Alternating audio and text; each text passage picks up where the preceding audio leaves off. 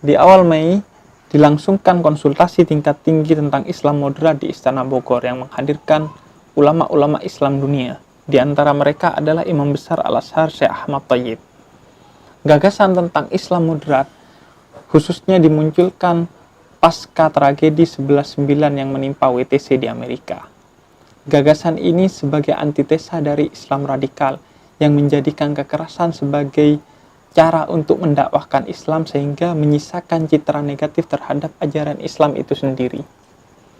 Rujukan yang biasanya digunakan ketika kita berbicara tentang Islam moderat adalah surat Al-Baqarah ayat 143. Bismillahirrahmanirrahim. Wa kadzalika ja'alnakum ummatan wasatan litakunu syuhada'a 'alan nas wa yakunu rasulu 'alaikum syahida.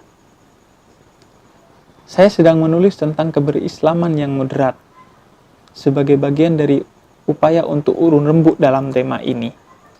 Dengan melihat dan menggarisbawahi beberapa kata dalam ayat dalam surah Al-Baqarah 143 ini. Kajian terhadap kata-kata dalam Al-Quran ini menurut para mufassir menjadi penting karena setiap kata dalam Al-Quran memiliki pesan dan maknanya tersendiri yang sangat unik dan mendalam.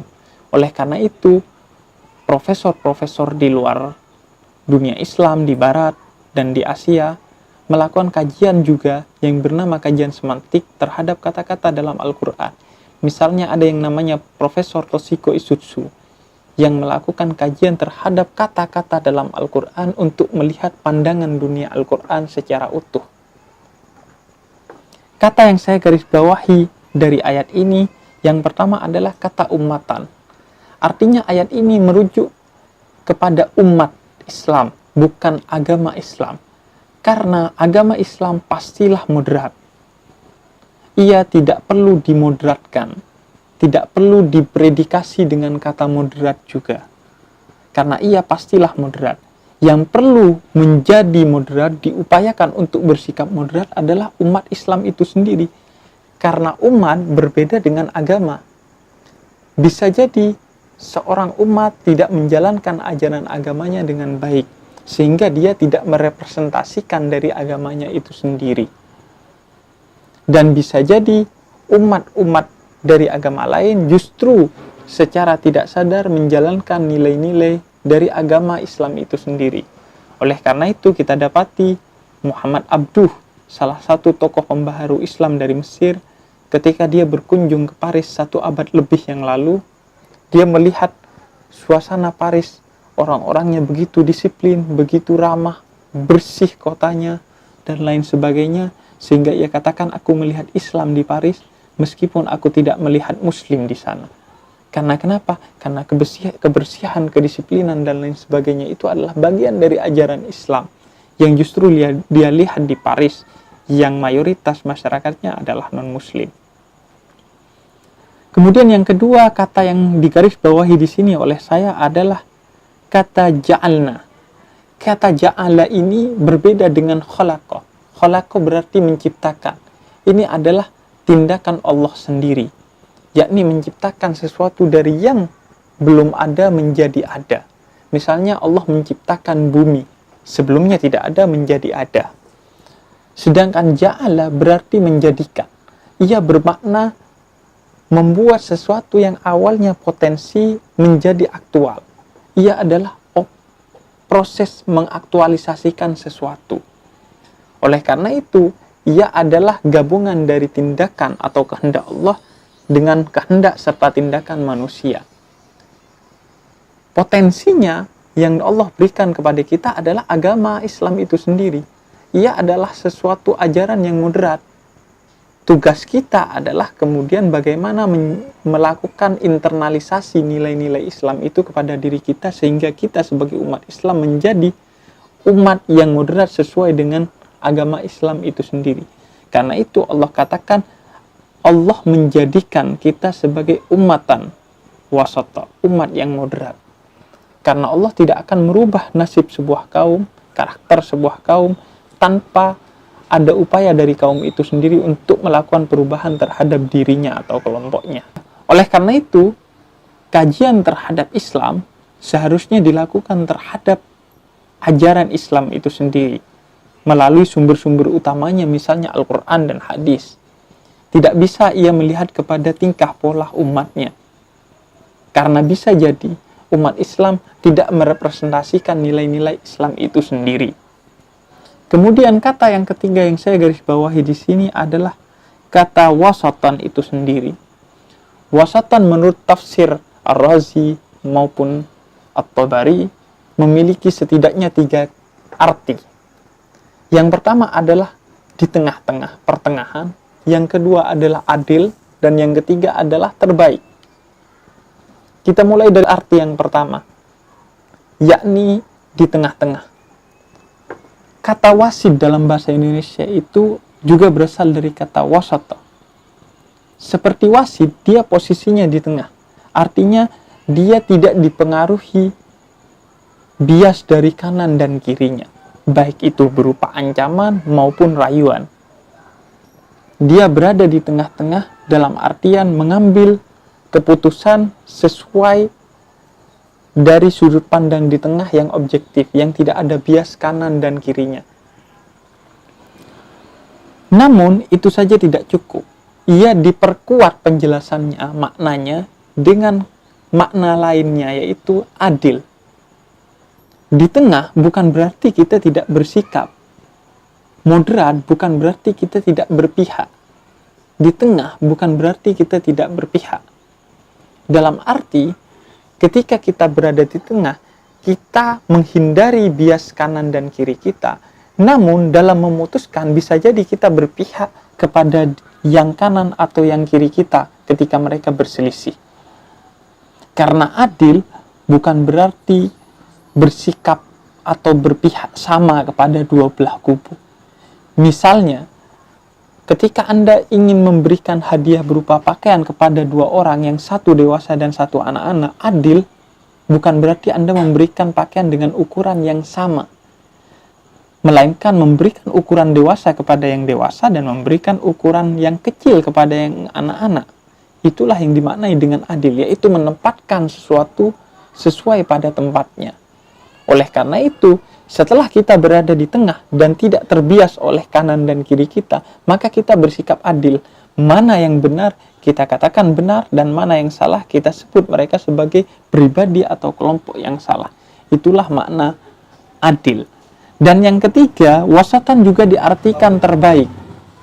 Artinya seperti ini, bahwa Anda tidak mungkin diterima untuk menjadi wasit kalau Anda bukan yang terbaik di antara mereka.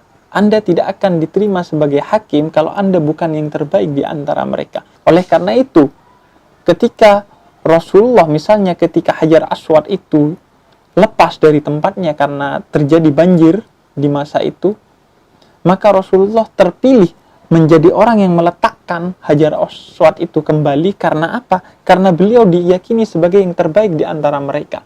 Tidak peduli perbedaan agama, suku, dan lain sebagainya. Begitu juga di Piagam Madinah, beliau menjadi pemimpin karena beliau yang terbaik di antara orang-orang Nasara, orang-orang Yahudi, dan orang-orang Islam. Bukan hanya di antara umat Islam sendiri beliau menjadi yang terbaik, tapi di antara semua beliau adalah yang terbaik. Sehingga beliau legowo oleh orang-orang, dinobatkan sebagai pemimpin pada saat itu, bukan karena landasan agama atau sukunya. Begitu pula ketika kita ingin menjadi hakim, maka kita harus terlebih dahulu menjadi pribadi yang terbaik, sehingga keputusan kita diterima oleh masyarakat. Dan keputusannya pun harus juga yang terbaik, yakni keputusan yang adil. Kemudian, mengenai makna wasatan dalam arti terbaik ini, juga harus dilihat kaitannya dengan kata syuhada dalam ayat ini. Kata syuhada berarti saksi. Oleh karena itu, kata wasatan artinya adalah berada di tengah-tengah orang-orang yang berkerumun untuk menjadi saksi tentang sebuah nilai kebenaran. Oleh karena itu, Ibnu Katsir ketika menafsirkan ayat ini membawa sebuah hadis. Dikatakan dari Rasul bahwa aku dan umatku kelak di hari kiamat berada di atas sebuah bukit yang menghadap ke arah semua makhluk. Tidak ada seorang pun di antara manusia melainkan dia menginginkan menjadi salah seorang di antara kami, dan tidak ada seorang nabi pun yang didustakan oleh umatnya melainkan kami menjadi saksi bahwa nabi tersebut benar-benar telah menyampaikan risalah Tuhannya. Jadi Rasul mengisahkan bahwa beliau berada di atas bukit. Kalau dalam keadaan kita saat ini mungkin di atas mimbar. Oleh karena itu dalam ayat ini dikatakan syuhada 'alan nas. Ada kata ala yang berarti secara semantik adalah isti'la, berdiri di atas dalam ketinggian moral. Oleh karena itu dia berada di tengah-tengah masyarakat dan berdiri di antara mereka dalam ketinggian moral terbaik dan mengatakan apa yang benar, meskipun kebenaran itu tidak populis, artinya tidak sesuai dengan apa yang menjadi suara mayoritas masyarakat pada saat itu. Itulah yang dimaksud dengan sikap moderat dalam Islam. Maka pada akhirnya menjadi muslim moderat adalah menjadi muslim yang berada di tengah-tengah, tidak bias kanan kiri mereka, dan menghukumi secara adil tentang apa yang benar dan apa yang salah tanpa peduli terhadap risiko-risiko yang mungkin akan diterima karena ucapannya yang berbeda dengan masyarakat pada umumnya, dan dengan itu ia berarti telah melakukan salah satu aspek dari jihad. Sehingga kalau dia meninggal karena sikapnya itu, maka ia dikatakan syuhada, seorang syahid, karena ia telah menjadi saksi bagi kebenaran. Dan yang terakhir, yang penting juga ditekankan adalah pentingnya menyampaikan kebenaran itu secara bijaksana. Rasul dikatakan dalam beberapa ayat Al-Quran sebagai seorang hakim. Misalnya kita temukan dalam An-Nisa ayat 61, 65, dan 105. Dikatakan Rasul itu sebagai sebuah hakim. Tapi lihatlah bagaimana Rasul menghakimi orang. Ketika suatu hari seorang wanita hamil datang kepada Rasul dan mengaku telah melakukan zina dan meminta dihukum oleh Rasul, maka Rasul pastikan terlebih dahulu bahwa apa yang dikatakannya itu benar, dengan menghadirkan saksi-saksi dan prosedur-prosedur keadilan, sehingga keputusannya menjadi benar dan adil. Kemudian yang kedua, Rasul katakan agar dia kembali bersama walinya hingga anaknya lahir dan disusui, mendapat hak dari seorang ibu, barulah suruh datang kembali. Dan ketika haknya kepada anaknya diberikan, maka wanita itu kembali kepada Rasul dan barulah Rasul menghukumnya. Dia tidak menghukum secara membabi buta, tapi dia menghukum sesuai dengan aturan-aturan yang bijaksana, yang tidak menyengsarakan kepada selain subjek yang dihukum itu sendiri. Wassalamualaikum warahmatullahi ta'ala wabarakatuh.